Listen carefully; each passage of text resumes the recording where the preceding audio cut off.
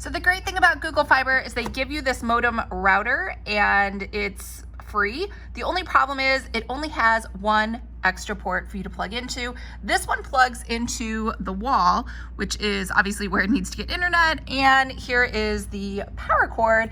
And then this one, to solve this problem, you just need to buy a network switch. So I bought a Netgear switch. I'll leave a link to it below. I had 8 ports in here.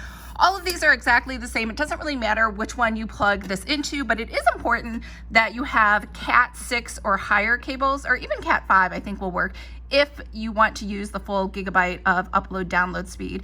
So what I've done is I have one cord going into my printer right here, and then I have a second cord going into my desktop and a third one going into my laptop, just because I want to make sure whichever one I'm streaming from, I have consistent and fast speed.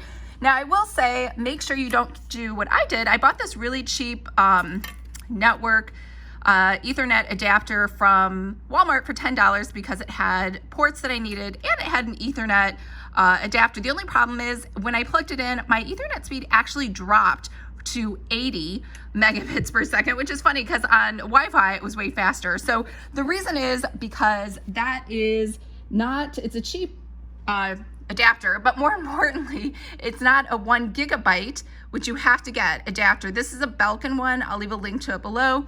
When I plug this in, I do get 1 gigabyte up and down speed, so that's really important. Now, for your computer, I have a Mac Pro, so I could plug it in directly to the machine and I'll get a gigabyte, but I have a Cal Digit, which is, this is crazy. This is like $420, so really only get it if you really need all these ports, which I do. I have 2 XDR monitors. They require Thunderbolts. Thunderbolt ports are harder to come by, and all the power it draws and the read-write speeds for my disks are faster. So to me, it totally makes sense because I'm a graphic designer.